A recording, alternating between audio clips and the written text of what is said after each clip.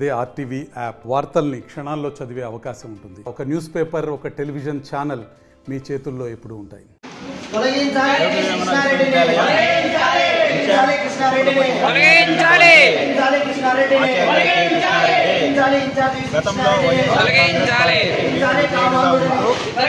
అనేక అవినీతి అక్రమాలకు లైంగిక వేధింపులకు పాల్పడినటువంటి ఘటనలు అనేకంగా ఉన్నాయి. అయినప్పటికీ కూడా గత ప్రభుత్వం వైఎస్ఆర్సీపీ అదేవిధంగా మంత్రులు కూడా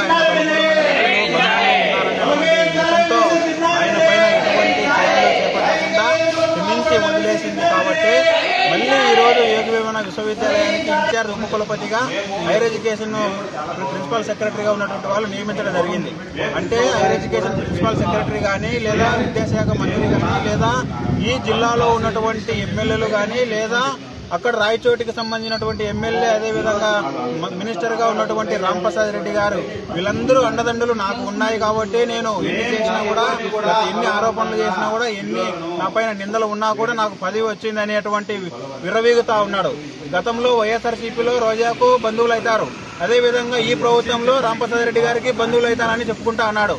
అదేవిధంగా కడప ఎమ్మెల్యే, అదేవిధంగా కమలాపురం, మైదుకూరు, కమ్మలమడుగు ఎమ్మెల్యేలందరూ కూడా నాకు మద్దతు ఉన్నారు. వాళ్ళందరూ నాకు ఉన్నాయి. కాబట్టి ఎవరు ఎన్ని చేసినా, ఎన్ని ధర్నాలు చేసినా, ఎన్ని లెటర్లు ఇచ్చినా కూడా నాకు ఎటువంటి భయము లేదు. నా పదవి ఎక్కడికి పోదు.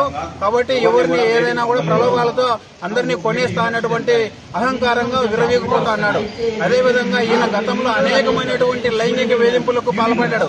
ఈయన వల్ల అనేక మంది, దాదాపు 4-5 కుటుంబాలు నాశనమైనటువంటి సందర్భాలు ఉన్నాయి. అదేవిధంగా వితంతులుగా మారిన సందర్భాలు ఉన్నాయి. లైంగిక వేధింపులే కాదు, అవినీతి అక్రమాలకు కూడా పాల్పడినటువంటి సంఘటనలు సాక్షాత్తు ఏసీబీ విచారణ కూడా చేపట్టింది.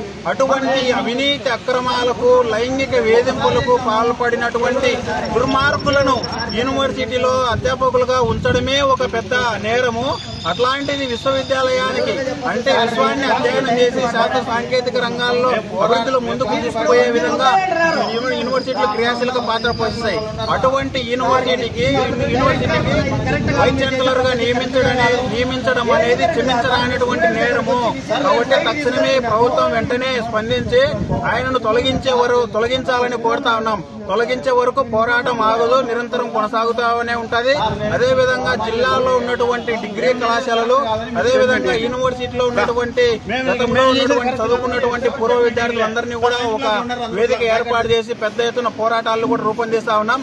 తక్షణమే ఆయన ఏమాత్రం సిగ్గు శరం ఉన్నా కూడా ఆచార్య కాదు, ఆయన కామాచార్య అని అనొచ్చు.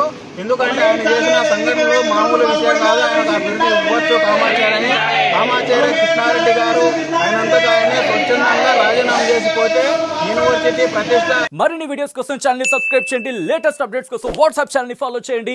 అండ్ లింక్ డిస్క్రిప్షన్ లో ఉంది.